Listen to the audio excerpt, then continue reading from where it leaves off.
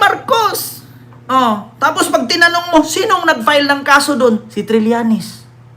Oh, bakit si Marcos ang pagbintangan ninyo? Si Trillanes ang nag-file doon. Mas masarap ang pakinggan. Binayaran ni Trillanes ang ICC.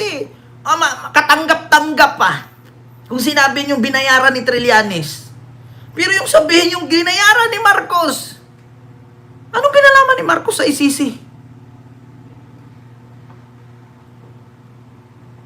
Si Trillanes ang nagsampa ng kaso kay Digong. Walang kinalaman si Marcos doon. Ultimo, pag iyot ninyo na hindi ma-shoot, si BBM may kasalanan. Oh. Ultimo, pag panganak na butas ang kondom, si BBM may kasalanan. Oh. Ultimo, pagkagutom, si BBM. Ultimo, yung addict dun sa Davao na nagtambling-tambling sa kable ng kuryente, si BBM. Ultimo, yung mga kulto doon na nanghaharang ng daan, si BBM. Putang ina. Ultimo, yung nasabugan ng paputok dun sa tagig na nagmotor, si BBM na naman may kasalanan. Diba? Alam mo, Johnny Depp, manahimik ka na lang. Gagawa ka na ng pangalan, peke pa. Ganyan naman talaga pag mga DDS. Diba? Ultimo yung magjowa. Na sinundo ng kotse. Tapos may regalo-regalo pagbukas conversation ng ex.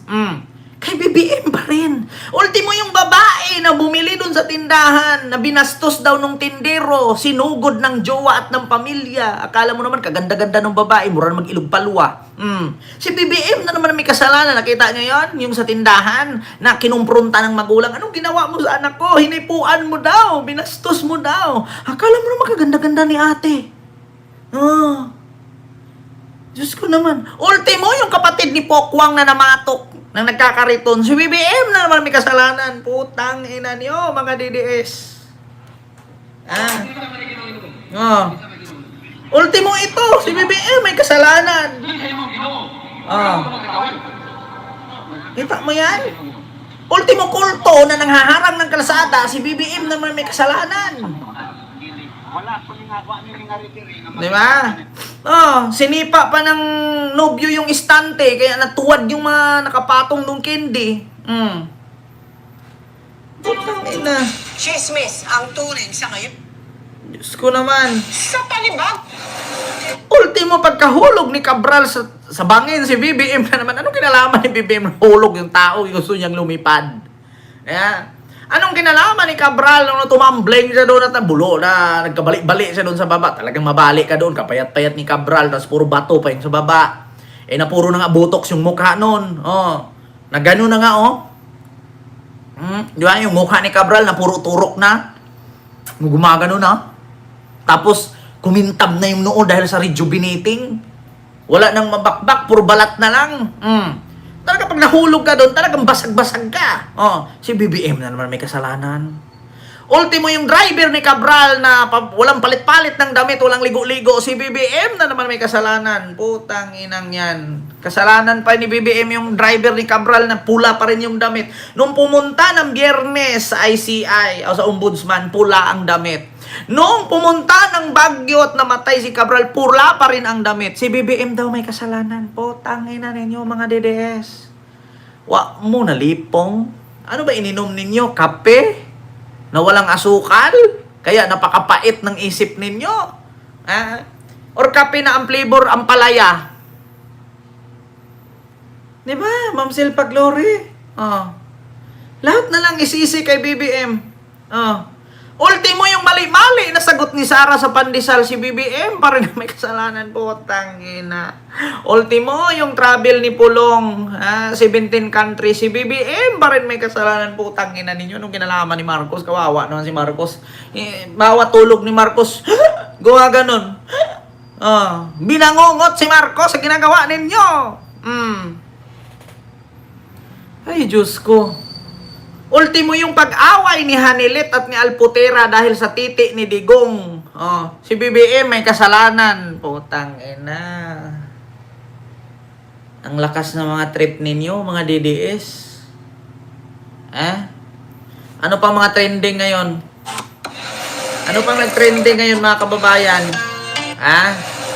Sa social media. Ano pang nag-trending? na isisi ninyo kay BBM. Ay, Diyos ko.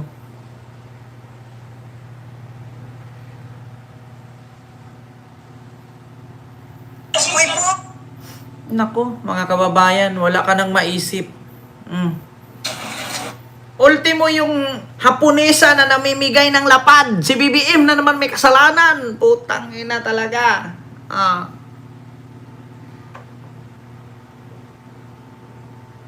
Ay, nako. Ultimo yung buhok ni Marcoleta na hindi mo alam kung totoo o hindi. Si BBM na may kasalanan.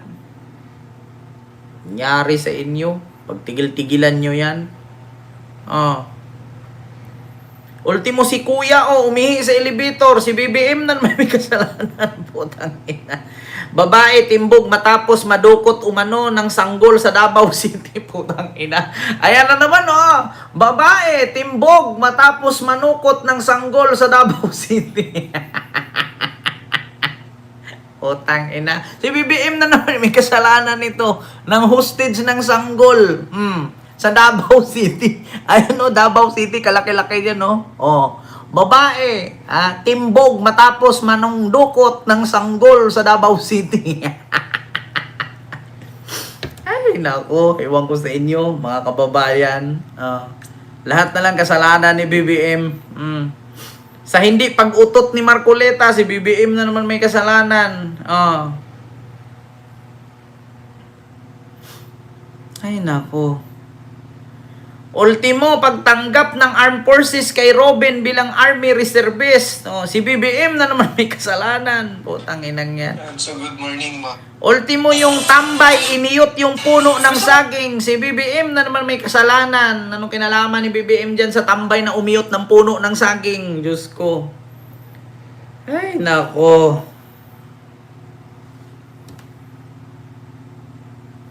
Pangat, Nangyari sa inyo. ko bang tingnan natin yung statement na Nako.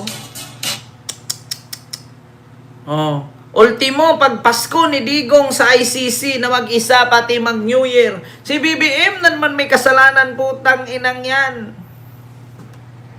Ay, naku, ewan ko sa inyo. Mga kababayan, mga DDS. Ultimo, yung lalaking adik na nag-ala Spider-Man doon sa Davao. Si BBM na naman may kasalanan. Nag-Spider-Man si Kuya. Si BBM na naman may kasalanan yan. Si Puga. Kahirap-hirap pa isipin dito sa mga to. Yes, good evening. Merry Christmas dyan sa Pinas. Kita ninyo. Kahit anong project. Kaya tigil-tigilan nyo ako. Ultimo pusa namatay. Si BBM may kasalanan. Ay, naku. Tignan mo, apakadaming karton, Ang daming karton ni Digong. Si BBM na naman may kasalanan dito pag nabasa to. Si BBM na naman may kasalanan pag nabasa yung mga karton na yan. Ginawa ng karton si Digong. Ay, Diyos ko. Robin, pagpatibay sa guilty verdict sa mga pulis sa Kian de los Santos case, patunay na di kailangan ng ICC. Di umuwi si Roque. Di ba? Patunay daw na hindi kailangan ng ICC.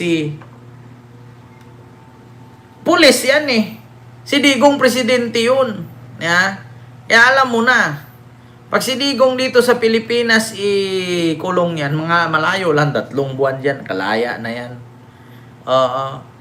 So yun po yun, mga kababayan. Yung ating live ngayon.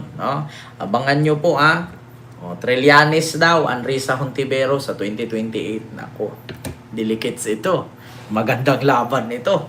Trillanes Risa. Tandem sa 2028. Ayan. So yun po yun mga kababayan.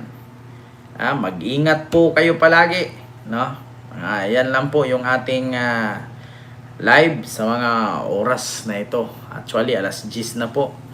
Mag-ingat kayo palagi, mga kababayan. Maraming salamat po sa inyong lahat. So, magandang umaga, magandang gabi, magandang hapon, and good night. God bless and see you next live. Bye-bye. Maraming salamat po sa inyong lahat.